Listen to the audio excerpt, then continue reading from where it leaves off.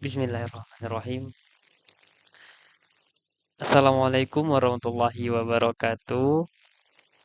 Waalaikumsalam Waalaikumsalam warahmatullahi warahmatullahi wabarakatuh. wabarakatuh. Baik, selamat malam semuanya teman-teman. Sebelumnya saya ucapkan terima kasih kepada Pak Imam Asrowardi atas waktu dan kesempatan yang telah diberikan kepada kelompok kami untuk kami bisa menjelaskan atau mempresentasikan hasil kerja dari kelompok kami mengenai bab 3 dengan judul materi yaitu Computer and Internet Crime. Saya juga ucapkan terima kasih pada teman-teman dari kelompok 4 yang sudah menyempatkan hadir di Zoom meeting pada malam hari ini untuk kita menjelaskan hasil kerja kita. Mungkin tanpa berlama-lama, mungkin langsung saja. Sebelumnya, sebelum presentasi ini dimulai, izinkan kami untuk memperkenalkan diri. Perkenalkan, saya Zinur Rahmat dengan NPM 247820666 dan teman-teman saya. Perkenalkan, nama saya Ari Livan Permana, NPM 24782038. Perkenalkan, nama saya Muhammad Arinal Haq dengan NPM 24782052. Nah, kami ini kelompok 4 dari TRI semester 3B dari kelas 3B. Mungkin langsung saja kita ke materinya.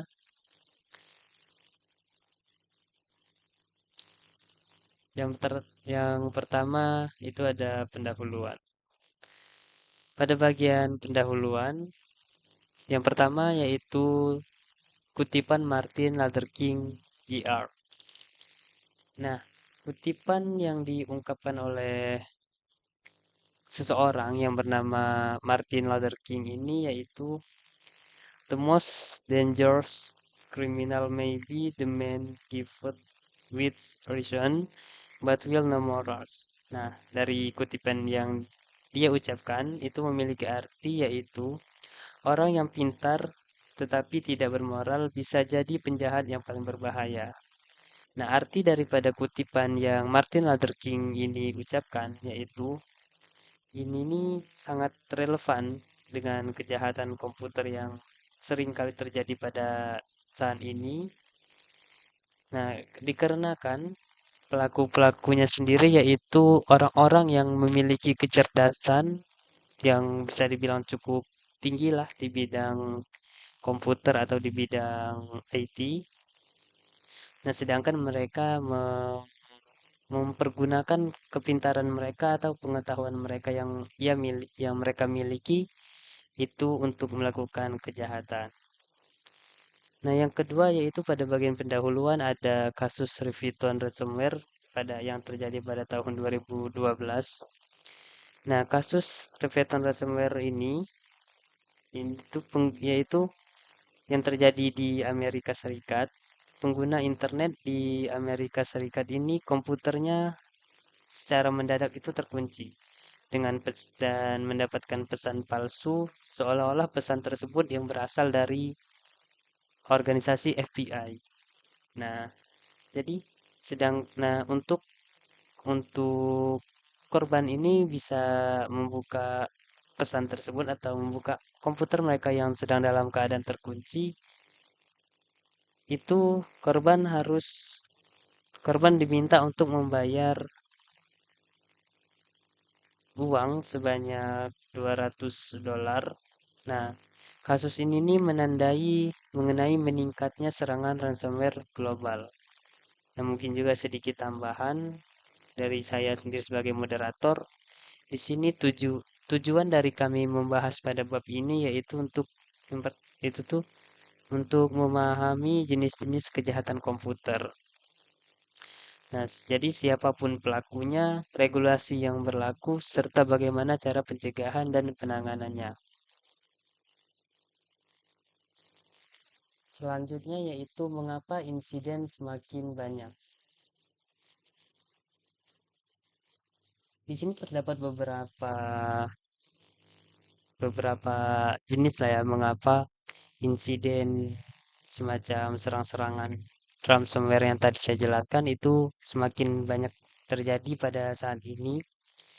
Yang pertama itu dikarenakan kompleksitas sistem meningkat. Yang dimaksud dengan kompleksitas sistem meningkat ini nih yaitu semacam kemajuan teknologi informasi yang mana sehingga dengan terjadinya kemajuan teknologi informasi ini semakin banyak celah-celah untuk orang yang memiliki kemampuan di bidang IT yang mereka manfaatkan ilmunya untuk menggunakan hal-hal kejahatan. Jadi mereka semakin banyak celah-celahnya untuk melakukan kejahatan tersebut dengan memanfaatkan kemajuan teknologi informasi teknologi ini. Yang kedua itu ada cloud computing dan virtualisasi. Nah, cloud computing ini nih membuat data perusahaan rawan bocor. Nah, jadi mungkin menurut kita sendiri ya sebagai mungkin untuk orang awam yang mungkin belum banyak memahami mengenai teknologi informasi, mungkin menurut mereka penyimpanan cloud itu tuh bisa dibilang aman lah menurut mereka, tapi menyimpan di cloud juga masih bisa memungkinkan untuk terjadinya kebocoran data maupun data pribadi atau data perusahaan. Kemudian yang ketiga yaitu BIOD, bring your own device. Nah, yang dimaksud dengan bring your own device ini yaitu karyawan memakai perangkat pribadi, yaitu tingkat risikonya semakin tinggi. Kemudian selanjutnya itu ada bug and zero day exploit. Nah, yang dimaksud dengan bug and zero day exploit ini yaitu software selalu ada celah. Jadi software yang selalu ada celah ini dimaksudnya itu software-software yang kita gunakan semacam mungkin kita menginstal aplikasi lah ya, aplikasi desktop maupun itu di laptop kita atau laptop maupun di komputer. Itu tuh kadang-kadang software yang kita install itu bisa menjadi celah untuk seseorang bisa melakukan kejahatan mau itu menyadap komputer kita atau ya semacam kayak menyerang perangkat pribadi kita. Selanjutnya yaitu ada ekspektasi user tinggi. Nah, yang dimaksud dengan ekspektasi user tinggi ini yaitu bahwasanya kayak semacam di helpdesk lah ya, helpdesk di suatu perusahaan itu kadang-kadang mereka semacam kayak mengabaikan mengenai terjadinya hal-hal semacam ransomware tadi itu. Jadi dikenakan helpdesk ini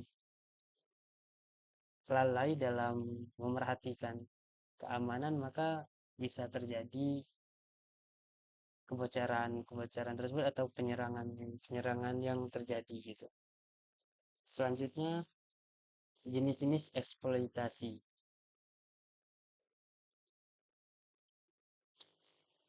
Untuk jenis eksploitasi di sini terdapat virus. Yang pertama ada virus. Nah, yang dimaksud dengan jenis eksploitasi virus ini yaitu program yang bisa dibilang program jahat yang menempel di file. Nah, virus ini nih akan aktif jika di saat file atau file tersebut kita buka jika dalam berbentuk file. Kemudian ada worm. Worm ini menyebar otomatis tanpa bantuan user. Contohnya itu configure. Contohnya itu seperti configure. Kemudian yang ketiga yaitu Trojan horse, yaitu malware yang menyamar menjadi software normal. Kemudian selanjutnya itu ada spam. Nah, spam ini nih seperti pengiriman email massal, tapi email yang dikirim secara massal tersebut bisa jadi membawa malware gitu. Kemudian ada DDoS, Distributed Denial of Service. Nah, yang dimaksud dengan DDoS ini yaitu ribuan komputer zombie atau botnet membanjiri server. Kemudian ada rootkit. Rootkit ini yaitu memberi akses admin tersembunyi.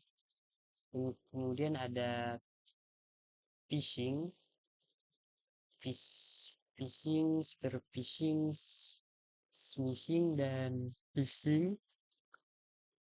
Ini nih sebut ini yaitu semacam penyerangan yang melalui pesan seperti SMS atau telepon gitu.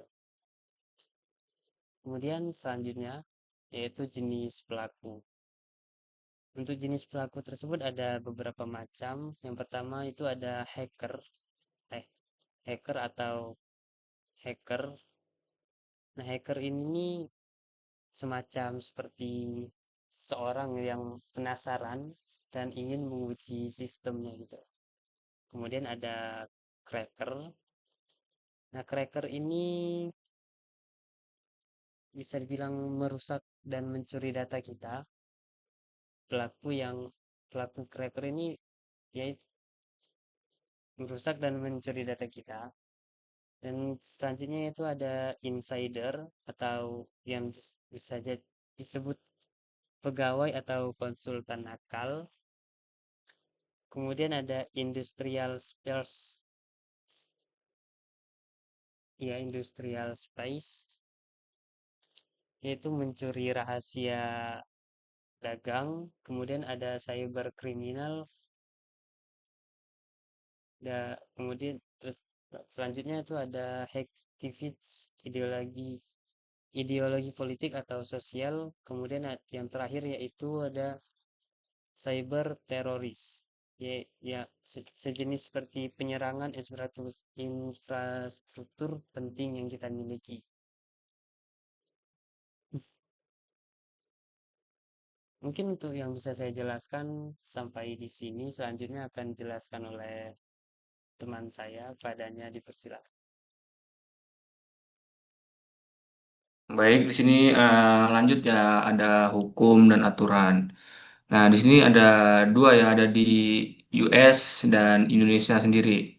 Nah, di US ini ada USA, Patriot X, dan Computer Fraud and Abuse Attack, Identity Theft Attack ya. Terus di Indonesia ini ada Undang-Undang ITE, Undang-Undang PDP, BSSN, OJK, dan BI. Nah, jadi di keamanan cyber sendiri itu tidak hanya bergantung pada teknologi ya. Jadi tetapi juga pada regulasi yang mengatur bagaimana data dan sistem digital itu dilindungi. Nah, di Amerika Serikat sendiri ini ada beberapa regulasi utama ya yang menjadi landasan hukum untuk melawan kejahatan cyber sendiri seperti yang sudah dijelaskan oleh Zinur Rahmat tadi. Di USA Patriot Act ini ada mendefinisikan si cyber teroris, yaitu serangan digital yang dapat mengancam sebuah keamanan nasional. Nah, jadi di regulasi ini dia tuh memberi wewenang bagi sebuah penegak hukum untuk menindak lanjuti si pelaku untuk yang melakukan serangan yang membahayakan publik. Nah, itu tuh harus melalui sebuah jaringan digital ya, bukan ya namanya juga hacker terus cybercrime itu harus melalui sebuah jaringan. Nah, selanjutnya itu ada computer fraud and abuse attack ini menegaskan bahwa akses ilegal ke sistem komputer itu adalah tindakan sebuah kriminal. Itu tuh tidak boleh, sangat tidak disarankan lah untuk kita, sangat berbahaya. Hal ini juga itu dapat mencakup sebuah hacking, penyusupan jaringan, pencurian data, atau penyalahgunaan sistem. Sementara itu, identity theft attack ini memberikan sanksi tegas bagi pelaku pencurian identitas dan melindungi informasi pribadi agar tidak digunakan untuk melakukan penipuan atau keuntungan ilegal lah. Jadi itu tidak boleh yang melakukan pencurian identitas ini harus ditindaklanjuti ya, agar tidak melakukan penipuan secara berturut-turut lah. Terus yang kedua itu di Indonesia sendiri, di Indonesia itu perlindungan hukum juga semakin diperkuat ya. Itu ada Undang-Undang ITE. Nah, Undang-Undang ITE itu mengatur aktivitas digital termasuk penyebaran konten ilegal, penipuan online, dan transaksi elektronik. Kita sudah melihat sendirilah di Indonesia ini banyak sekali penyebaran konten-konten ilegal yang dimana itu disertakan ada link ya, link itu setelah kita pencet itu masuknya ke phishing seperti itu. Banyak sekali data-data yang dicuri dari konten-konten ilegal seperti ya di Facebook tuh sangat banyak lah. Terus juga penipuan online itu juga sering terjadi, bisa lewat Facebook, IG, WhatsApp pun sering ya.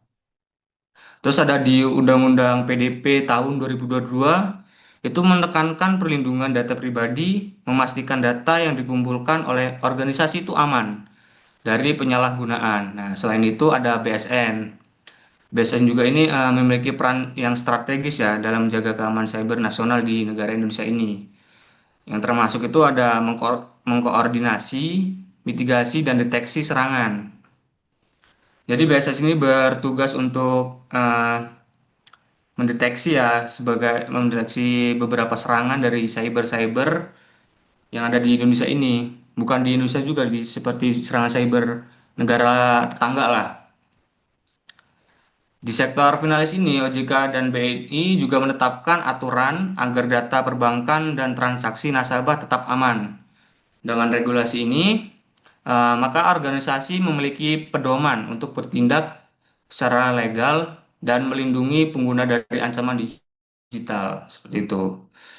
Jadi pengguna itu tidak takut lagi lah dari cyber itu, tapi harus berhati-hati juga dalam bersosial media, jangan gampang tertipu. Terus di sini ada next.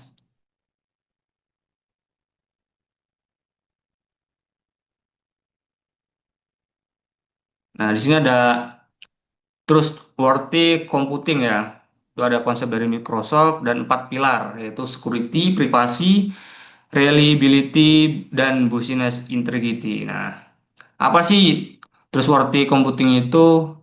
Trustworthy computing itu adalah sebuah konsep ya yang dikembangkan oleh sebuah eh, Microsoft untuk membangun sistem digital yang aman, andal, dan dapat dipercaya. Jadi si Microsoft ini tidak apa ya asal-asalan lah dalam membangun sebuah sistem digital agar pengguna itu nyaman dan tidak ada yang namanya cyber yang nakal lah seperti itu, tidak bertanggung jawab.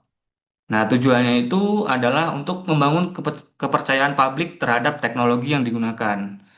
Jika si Microsoft itu sudah membangun sistem digital yang aman, maka si pengguna juga akan percaya sama si Microsoft tersebut.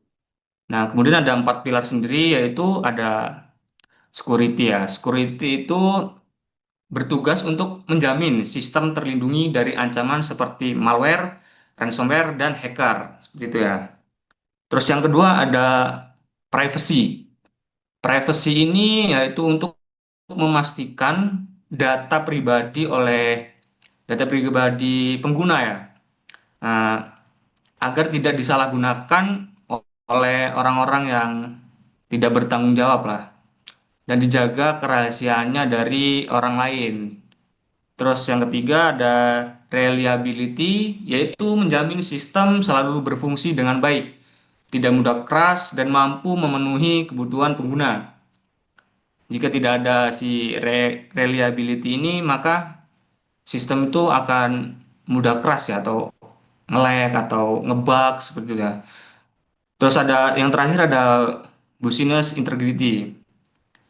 Nah, business integrity ini yang memastikan proses bisnis dijalankan secara etis, transparan, dapat dipercaya.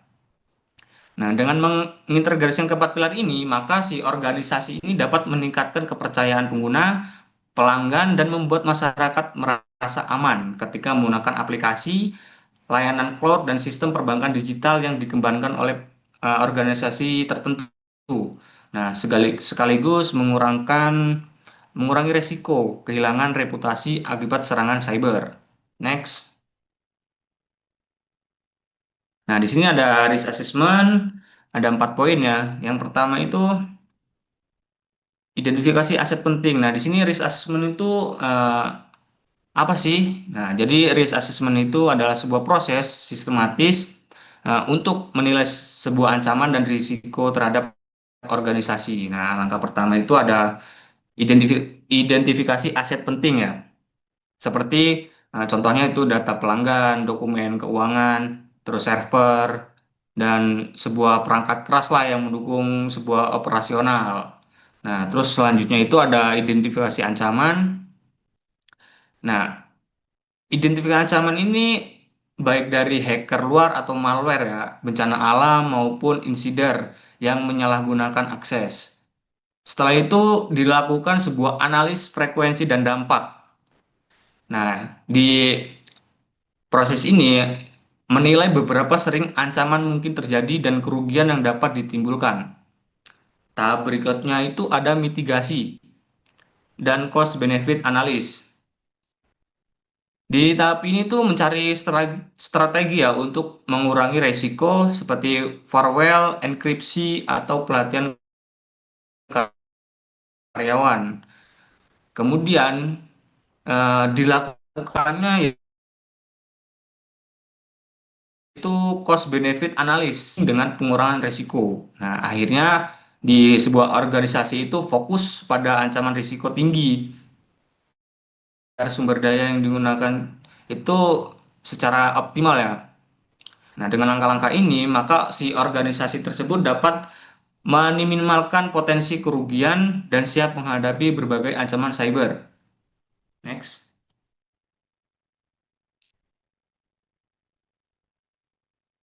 Selanjutnya ada security policy dan edukasi pegawai. Di sini ada aturan password, VPN, dan enkripsi, terus ada edukasi karyawan, ada awareness program ya. Nah, kebijakan keamanan itu atau security policy itu adalah fondasi perlindungan dalam organisasi. Contohnya itu ada sebuah aturan pengguna password kuat, akses sistem melalui VPN, dan menggunakan enkripsi data sensitif. Nah, gunanya itu untuk melindungi data-data kita dari eh, pihak yang tidak bertanggung jawab lah. Misal kita menggunakan password tuh, tanda lahir, tahu tahun lah. Nah, maka kita itu melakukan enkripsi biar si password itu tidak mudah dikenali atau menggunakan eh, kata-kata yang acak seperti itu. Nah, namun dalam kebijakan ini tidak cukup, maka dilakukan edukasi karyawan sangat penting karena banyak serangan cyber yang terjadi akibat human error. Karyawan karyawan ini sendiri perlu dilatih ya untuk tidak mengeklik link mencurigakan atau tidak asal mengetik link-link yang tidak resmi lah dari web-web tertentu dan tidak membagikan password dan mengenali tanda-tanda serangan cyber. Nah, password sendiri ini jangan mudah kita share-share ya ke teman-teman atau orang-orang yang tidak kita kenal agar data kita tuh aman, tidak dicuri seperti itu.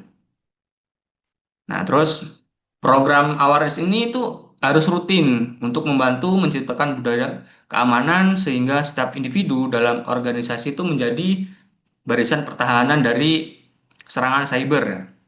Nah, dari kombinasi ini, kebijakan dan edukasi menjadikan organisasi itu lebih siap menghadapi ancaman cyber dan mengurangi resiko yang timbul dari kesalahan manusia itu sendiri. Next. Nah, di sini ada pencegahan ya, pencegahan dari cyber. Itu ada firewall, antivirus, IDS, MVA, terus ada patch management, terus yang terakhir ada enkripsi data dan backup berkala. Nah, di firewall itu sendiri berfungsi untuk mendeteksi dan memblokir eh, pencegahan menjadi langkah utama ya dalam cyber. Jadi tidak merusak data atau layanan sebuah layanan atau data tersendiri. Nah, firewall sendiri berfungsi sebagai penghalang antara jaringan internal dan jaringan luar melalui lalu lintas yang masuk ke luar untuk mencegah akses tidak sah. Terus ada antivirus ini juga membantu untuk mendeteksi dan menghapus malware sebelum sempat menyebar di sistem.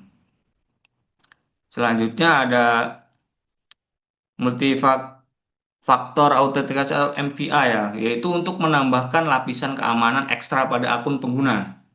Nah, MVA ini sendiri itu memastikan bahwa untuk masuk ke sistem, pengguna tidak hanya membutuhkan password, tetapi juga bukti tambahan. Misalnya seperti meminta kode yang dikirim ke ponsel, terus ada sidik jari atau token khusus. Seperti apa ya contohnya token itu? Pokoknya adalah di sesuatu aplikasi itu harus menggunakan token khusus ya. Nah, dengan cara ini maka si password ini tidak mudah untuk dicuri atau dihacker. Langkah selanjutnya itu ada patch management. Nah, yaitu untuk memastikan semua perangkat lunak, sistem operasi, dan aplikasi selalu diperbarui. Setiap pembaruan ini biasanya menutup celah keamanan yang ditemukan oleh vendor tanpa patch yang rutin. Nah, sistem itu menjadi rentan ya terhadap serangan hacker yang memanfaatkan kelemahan ini. Oleh karena itu, patch management ini adalah bagian yang paling penting dari strategi pencegahan hacker menjadi sistem tetap terlindungi dari ancaman baru. Nah, selanjutnya itu ada enkripsi data. Enkripsi data ini menjadi alat krusial untuk menjaga kerahasiaan informasi sensitif. Dengan enkripsi, data yang disimpan itu, yang dikirimkan melalui jaringan diubah menjadi bentuk yang tidak dapat dibaca. Misal enkripsi data ya password kita, maka sesudah melakukan enkripsi, maka password itu akan berubah menjadi ABC atau EEE 3 seperti itu. Selanjutnya ada backup data apa backup berkala ya. Nah, backup berkala ini menjadi langkah penjaga yang tidak kalah penting untuk memastikan bahwa salinan data tersimpan dengan aman dan dapat dipulihkan jika terjadi insiden seperti serangan ransomware, kesalahan manusia, atau kerusakan perangkat keras. Nah, secara keseluruhan bagi kombinasi firewall, antivirus, IDS, MVA, Path Management Encryption, dan backup data itu membentuk suatu pertahanan berlapis yang efektif. Untuk pencegahan yang matang tidak hanya dilindungi dari akses ilegal. Seperti itu. Cukup. Untung materi selanjutnya akan dilanjutkan oleh teman saya. Dipersilahkan.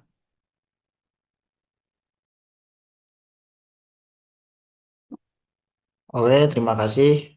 Untuk materi selanjutnya ini adalah detection, respond, dan include heading. Nah, detection atau deteksi merupakan langkah pertama dalam menghadapi insiden keamanan organisasi, biasanya menggunakan IDS, intrusion detection system, dan IPS, Intrusion Prevention System. Untuk memantau lalu lintas jaringan, IDS bertugas mendeteksi aktivitas mencurigakan, sedangkan IPS merupakan langsung mencegah atau memblokir serangan yang terdeteksi. Selain itu, log monitor atau pemantauan catatan sistem juga penting untuk melacak aktivitas abnormal seperti login dari lokasi asing, percobaan login berulang, atau transfer data dalam jumlah besar. Selanjutnya, ya, setelah insiden terdeteksi, tahapannya berikut adalah memberikan respon cepat dan sistematis, yaitu ada notifikasi cepat, tim keamanan cyber menjaga dan pihak terkait harus segera mendapat laporan agar tidak dap- agar tidak terlambat mengambil tindakan. Kedua, ada lindungan bukti digital. Semua log, file, dan jejak serangan harus diamankan untuk keperluan analisis dan forensik. Jika bukti hilang, sulit untuk mengidentifikasi pelaku. Selanjutnya ada isolasi seragam. Sistem yang terkena serangan harus dipisahkan dari jaringan utama agar dampak tidak membayar ke server lain. Keempat ada eradikasi dan recovery. Setelah serangan terkendali, malware atau backdoor yang ditinggalkan harus dibersihkan. Sistem kemudian dipulihkan dengan backup dan diperkuat dalam patch atau konfigurasi baru. Dengan alur ini, perusahaan dapat menekankan dampak kerugian finansial maupun reputasi. Next. Nah, di sini ada komputer forensik. Apa sih komputer forensik itu? Komputer forensik adalah proses analisis sistem komputer jaringan atau perangkat digital untuk menambahkan bukti kejahatan cyber. Proses ini tidak sekedar memperbaiki kerusakan, tetapi mengungkapkan siapa pelaku, bagaimana serangan dilakukan, dan apa dampaknya.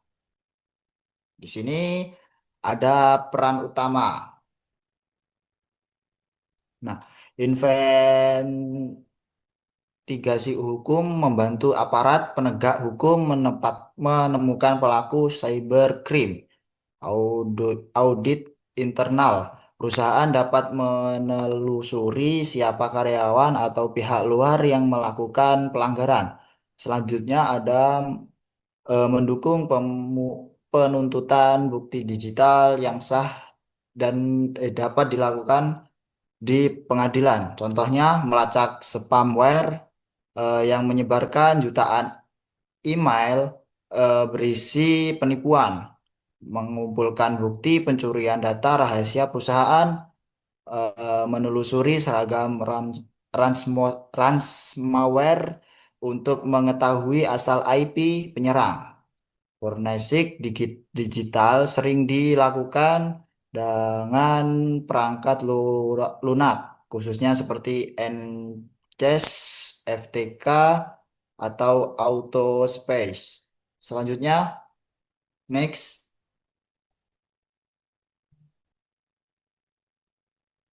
Di sini ada konteks Indonesia. Di Indonesia, kasus kejahatan cyber terus meningkat dan sering terdapat perhatian publik. Di sini ada OneCry 2017. Serangan ransomware di global ini melakukan sistem rumah sakit Dramatis sehingga layanan kesehatan terganggu.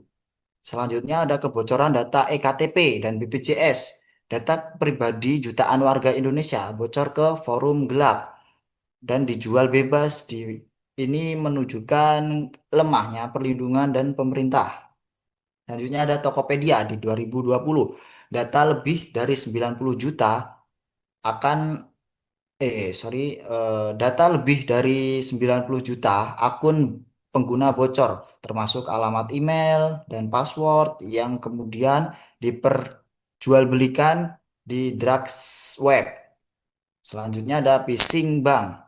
Banyak nasabah tertipu website palsu yang menyerupai bank resmi lalu kehilangan saldo rekening. Selanjutnya ada spam pinjol ilegal, penawaran pinjam online yang menjerat korban dengan bunga tinggi dan menyalahgunakan data kontak korban. Dan selanjutnya ada DOS terhadap KPU. Serangan bertujuan melumpuhkan status KPU biasanya terjadi menjelang pemilu. Definisi status pemerintah.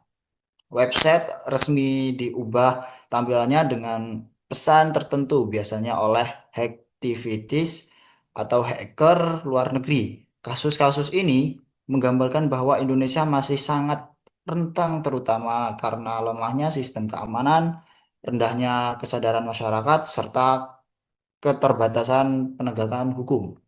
Selanjutnya, next, ada ringkasan dan istilah kunci. Di sini kejahatan komputer semakin kompleks, sering berkembang teknologi, pelaku beragam mulai dari hacker asing, insiden nakal, hingga kelompok kriminal dan teroris. Selanjutnya ada regulasi sangat penting untuk memberikan dasar hukum dan perilaku kepada masyarakat. Pencegahan, deteksi, respon cepat, dan forensik digital adalah kunci menjaga keamanan cyber.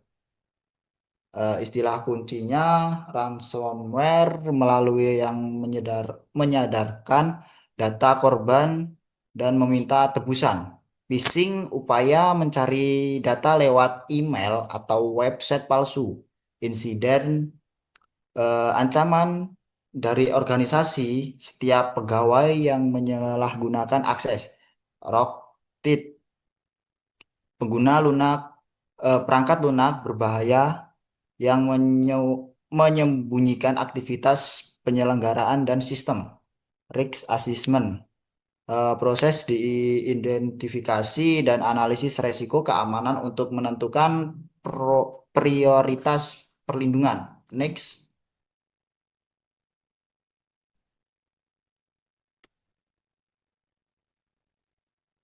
Baik, mungkin hanya ini yang bisa kelompok kami berikan penjelasan. Apabila terdapat kekurangan kami mohon maaf. Kami akhiri. Wassalamualaikum warahmatullahi wabarakatuh.